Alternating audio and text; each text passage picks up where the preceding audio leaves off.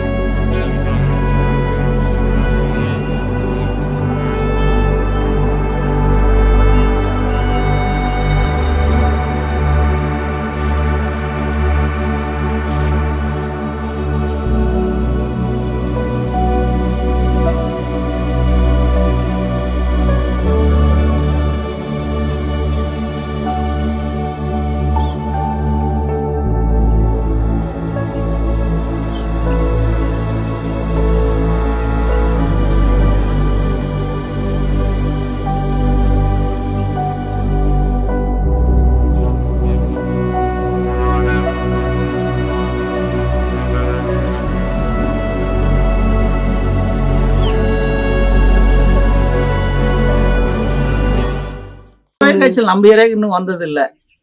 இதுக்கு வரையும் வந்ததில்லை. இதுக்கு அப்புறம் தான் என்னன்னு தெரியும். அதுக்கான தடுப்பூசியெல்லாம் மொத்தம் போட்டுறோம் நம்ம. அது ஒன்றும் பிரச்சனை கிடையாது.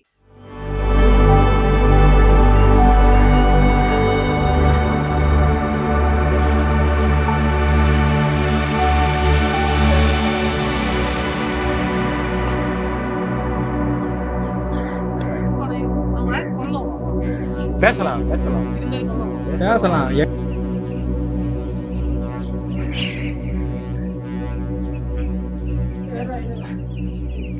ஒரு 2 வேளை விற்கிற வேலை தான் அதுக்கு. தீவனம் ஒரு வேளை போடுவோம். பெரிய கோழி ஆயிடுச்சுன்னா சின்ன கோழியில வந்து 2 வேளை போடுற மாதிரி வரும். இருக்கிற இஷ்யூவே இதுல அவ்வளவுதான்.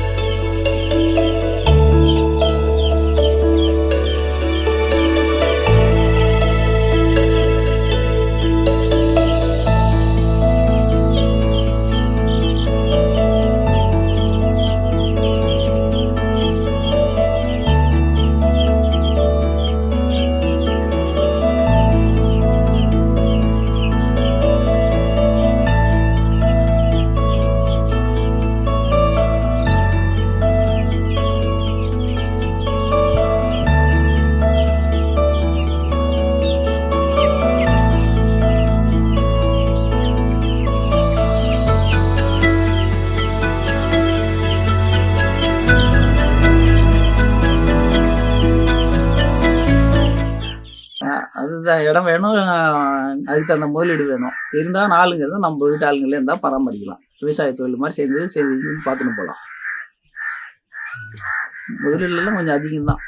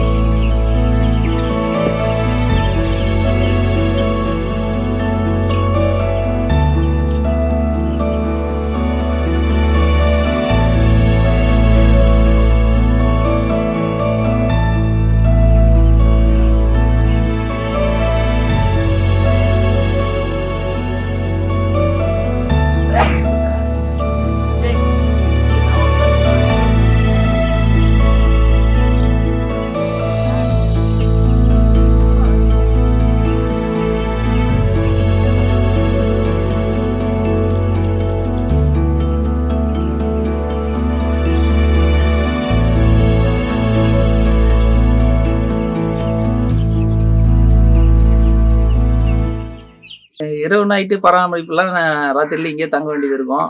காற்று மழைக்கெல்லாம் கொஞ்சம் உஷாராக பார்க்க வேண்டியது இருக்கும். நம்ம தண்ணி போகுதானன்றதெல்லாம் பார்க்கணும். பண்ணைங்களில் சுத்தமாக வச்சுருக்கணும். பூச்சி போட்டு வராமல் பார்த்துக்க வேண்டியது நம்ம வேலை.